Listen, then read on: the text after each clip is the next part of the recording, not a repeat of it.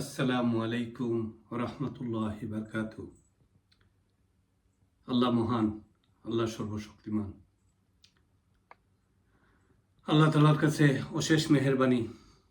আল্লাহ তালা নেক হায়াত দান করছেন। গত রমজান থেকে এই রমজান পর্যন্ত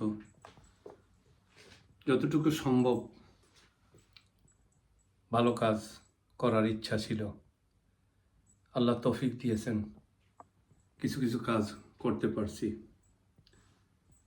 আল্লাহ যেন আগামী রমজান পর্যন্ত হায়াত দান করেন এবং আমি এবং আমার বন্ধুমহল, আত্মীয় স্বজন যারাই যেখানে সুস্থ এবং যারাই অসুস্থ আছেন, আল্লাহ যেন প্রত্যেককে তৌফিক দান করেন আল্লাহর রাস্তায় দান খয়রাত করার জন্য, দিন ইসলামের কাজ করার জন্য।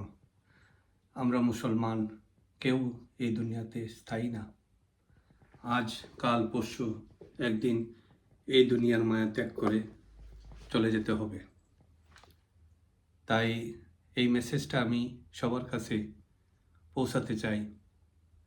আমরা যেন বুঝতে পারি এই দুনিয়াতে আমরা কেউ স্থায়ী না। আমাদের দাদা ছিলেন, দাদার দাদা ছিলেন, ওনারাও এই দুনিয়া থেকে বিদায় নিয়েছেন। আমরাও একদিন চলে যাব। আমাদের মধ্যে ভুল ত্রুটি হয়ে থাকবে, কারণ আমরা মানুষ। শয়তানের ধোঁকা থেকে আমরা বাঁচতে আল্লাহ আমাদেরকে সাহায্য করেন। শয়তান আমাদেরকে ভুল ওয়াসওয়াসা দেয় অন্তরের মধ্যে, মনের মধ্যে। আমরা অনেক সময় বুঝে না বুঝে ভুল করে ফেলি। আল্লাহ আমাদেরকে ক্ষমা করেন। আল্লাহকে অশেষ অশেষ শুকরিয়া আদায় করছি। আল্লাহ এক রমজান থেকে আরেক রমজানের হায়াত দান করছেন। এই বছরটা ছিল